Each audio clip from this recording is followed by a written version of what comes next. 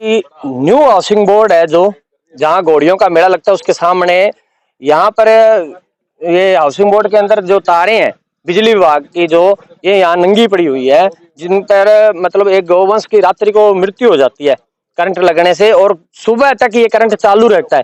जैसे ही एक गौ सेवक आता है उसको मैंने पर्सनली रोका, भाई तू जाके गाय के हाथ मत लगा देना, कहीं तो तेरा और नुकसान हो जाएगा। और ये हमने कई बार अवगत करवा दिया गया है। पहले एक ये लालाजी बालाजी मार्केट में हुआ, खुंजा के अंदर हुआ, ये भट्टा कॉलोनी में हुआ, कई जगह और भी हमें सूचना आई, जगह जगह ये घटनाएं हो रही है। अब प्रशासन को इंतजार है, अगर कोई व्यक्ति की मृत्यु हो जाती, कोई अगर एक गाय को मार दे तो पूरा हनुमानगढ़ बंद करने के लिए हिंदू समाज के लोग और हर समाज के लोग तैयार रहते हैं। लेकिन यहाँ अब किसी की एक गाय की मौत हुई है, हम किसके आगे, थाने के आगे धरना दें या विद्युत विभाग के आगे धरना दें, या फिर हम जाके कलेक्टर साहब के आगे धरना दें, या जो सरकार है मौके की उसके आगे जाके धरना दें। मतलब ये है कि इंतजार हो रहा है भी कोई बड़ा नुकसान हो। इतना बड़ा विद्युत विभाग के पास बजट आता है, हनुमानगढ़ के अंदर इतना बड़ा बजट है, लेकिन सुरक्षा के प्रति बिल्कुल ये लोग जागरूक नहीं है। और अगर हम ऐसी आवाज उठाते हैं तो ये तो जी हु अल्लाह करने के लिए हैं, ये तो जी गुंडे हैं, ये तो वो हैं। हम गुंडे हैं चाहे कुछ भी है, पूरे हनुमानगढ़ के अंदर हमारे 2 डॉक्टर जो गायों की और डॉग की फ्री सेवा करते हैं, टोटल इलाज फ्री होता है। एक सरकारी डॉक्टर अगर पैसा लगता है ना 70-40 हजार रुपए तनख्वाह लेता है सरकारी हॉस्पिटल में पशुओं का इलाज करने के लिए। और हमारे गौ सेवकों को कुछ नहीं, हमें कुछ नहीं चाहिए, खाली हम गौ सेवा समाज सेवा के लिए फिर रहे हैं। और ये कार्य अगर होगा, ऐसा कार्य होगा तो ये लास्ट चेतावनी है। जियो विद्युत विभाग के कर्मचारियों को भी हमने बोल दिया, जयन साहब को भी हमने बोल दिया, अगर ऐसा कार्य होता है तो फिर पूरा आपके वहाँ विद्युत विभाग के आगे कितना लोग प्रदर्शन करेंगे। और आपके वो विद्युत विभाग के ताला हम अगर नहीं लगाया तो आप, मेरा नाम विजय जांगिड़ है, देख लेना। सर जयन साहब ने आश्वासन दिया है, और मैं ये नहीं कहता, इन्होंने पहले भी 1-2 कार्य ऐसे थे जहां करवाया, लेकिन जयन साहब हर जगह जाकर अपना कार्य नहीं कर सकते। इनके जो कर्मचारी है 20-20 हजार रुपए, 40-40 हजार रुपए, 70-70 हजार रुपए तनख्वाह लेते हैं। अगर इनको साहब को करने का ये कार्य नहीं है, इनके कर्मचारियों का कार्य है ये, और ये क्यों नहीं करते, इनको फटकार लगानी चाहिए इनको। हमें यहाँ से लोकल भाई साहब है प्रवीण जी, उन्होंने समाचार दिया, हम यहाँ पे आए और देखा कि गौ माता बुरी तरह से नाले के अंदर गिरी हुई है, उनके पैर सारे अकड़ गए, इतना भयंकर करंट, कम से कम यहाँ पे 21 जा रही है, 11 हजार की लाइन तार है। और मैंने जब यहाँ पे आया था, यहाँ पे देख रहा तारों की आवाज आ रही थी, इतनी तेज करंट यहाँ पे चल रहा था। और कल से ये घटना हुई है, मैं कल से बाहर था, आते ही मैं सुबह यहाँ पे आया और सुबह से हम इनको फोन करे, अब तक कोई नहीं, अब आए हैं ये, इनको पता लग गया, पानी सिर से ऊपर चला गया। ये शहर के अंदर पहली घटना नहीं है, शहर के अंदर तीसरी घटना है। पहले एक नंदी महाराज अबोर बाईपास रोड पे ऐसे ही करंट खा के मरे, उसके लालाजी बालाजी मार्केट के अंदर, और तीसरी घटना ये। लेकिन लाइट विभाग तारे कब से ऐसी नंगी है? ये यहाँ पे लोकल जो व्यक्ति बता रहे हैं कि यहाँ पे तारे जब से बनी है, जब से ऐसी पड़ी है, हम कई बार समाचार दे चुके हैं, यहाँ पे कोई गौर नहीं हो रहा। क्या नाम आपका? मेरा नाम भगवती प्रसाद गोपुत्र। ये हाउसिंग बोर्ड के अंदर तारे खुली होने का आरोप लगा रहे हैं, क्या है मामला? ये एक्चुअली क्या है ना, यहाँ पे पहले RMU लगे हुए थे हाउसिंग बोर्ड के, तो RMU तो फॉल्ट हो गए तो वो हट गए। अब ये केबलें जो है ना, ये केबलें यहाँ पे खुली पड़ी हैं, इस वजह से ये हादसा हुआ है। और मैंने अभी ऑफिस में EM साहब और FE साहब से बात की थी, तो FE साहब ने आज ये इसके कार्य के आदेश देने का मतलब कहा हुआ है कि हम इसकी फेंसिंग करवाएं, ताकि ये ऐसी घटना और भी अगर कोई ऐसी अगर है केबल पूरे हाउसिंग बोर्ड एरिया में, तो उसके लिए भी बात हुई है कि ठेकेदार को कार आदेश दे दिया जाए, ताकि वो जगह चिन्हित करके इनकी फेंसिंग करवा दी जाए, ताकि ऐसी दोबारा घटना ऐसी ना हो। अच्छा, ऐसे हादसे हो रहे, आपके विभाग तक पर कोई निरीक्षण टीम नहीं बनाई हुई जगह जगह पर जाकर वो देखे कि तारे नंगी है, जहाँ हादसा होने का डर है, क्या है व्यवस्था, क्या है?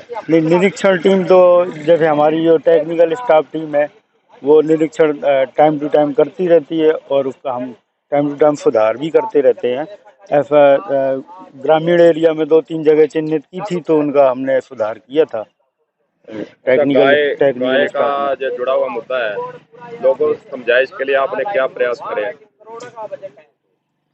समझाइश के लिए मैं इसीलिए तो मौके पे आया हूँ, ताकि ये समझाइश करके इस मामले में प्रॉपर तरीके से काम हो सके। क्या नाम है आपका? देवेंद्र गुप्ता, JN कनिष्ठ।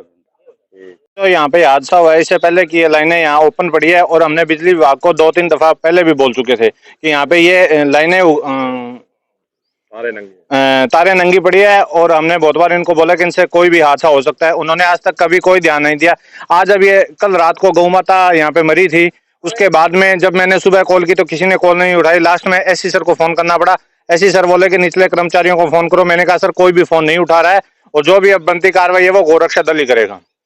अच्छा, SC साहब का जवाब क्या आपको संतोषजनक लगा? कोई भी संतोषजनक जवाब नहीं है सर SC साहब का।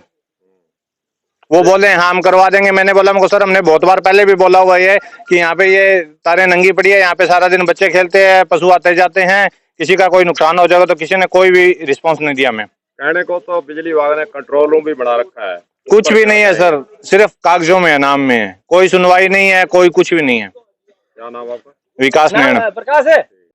जो भी उपभोक्ता की शिकायत है वो उपभोक्ता अपनी शिकायत टोल फ्री नंबर 1800-180-60-45 जो जोधपुर डिस्कॉम का टोल फ्री नंबर है उस पर अपनी शिकायत दर्ज कर सकता है।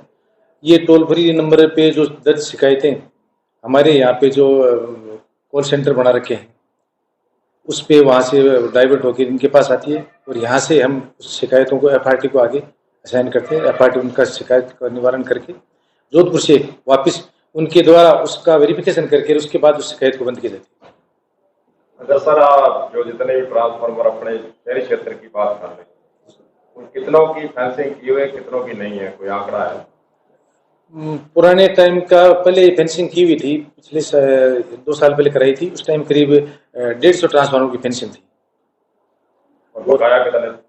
अभी ट्रांसफार्मर वैसे करीब सिटी के अंदर 500-550 ट्रांसफार्मर लगे हुए हैं, पर उसमें सभी ट्रांसफार्मर की फेंसिंग इसलिए नहीं की गई थी कि ट्रांसफार्मर जो लगे हुए हैं उनका एक मापदंड दिया हुआ है कि उसकी जो प्रॉपर हाइट करीब 6 फीट हाइट पे जो ट्रांसफार्मर रखे हुए हैं और जिनके DOQs वगैरह ऊपर है उसमें फेंसिंग की आवश्यकता नहीं है। फेंसिंग केवल उसी जगह की जा रही है जहाँ पे भीड़ भाड़ वाला इलाका हो और जहाँ बार बार जो सड़कें बढ़ने से ट्रांसफार्मर जो है उसकी जो जमीन से ऊंचाई वो कम होगी, वहाँ ज्यादातर फेंसिंग की जा रही है।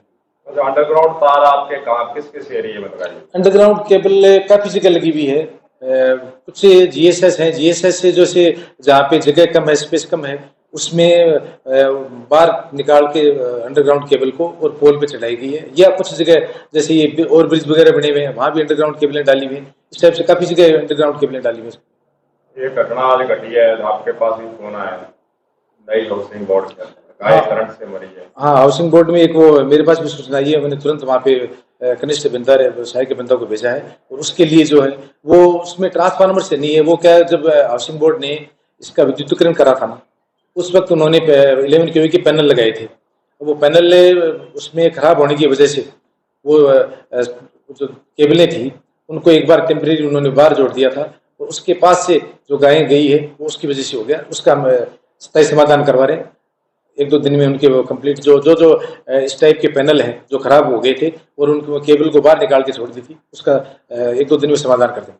अच्छा, विभाग का जो मुखिया होता है उसके पास समस्या का फोन आता है तो लोगों का यह आरोप है कि आपने कह दिया नीचे वाले अधिकारी या कर्मचारी से बात करें। नहीं, ऐसा कुछ नहीं। मेरे पास जो टेलीफोन आता है मैं नीचे वाले अधिकारी को मैं स्वयं कहता हूँ, लेकिन मैं उनसे ये जरूर पूछता हूँ कि आपने उनको समाचार बता दिया टाइमली, क्योंकि ये चीज होती है कि एक जैसे मेरे पास टेलीफोन आता है और मैं फिर उसको नीचे उस संबंधित लाइनमैन कौन है तो उसमें थोड़ा सा टाइम लग जाता है। तो एक बार उनको ये कहा कि आप एक बार संबंधित को जरूर बता दें।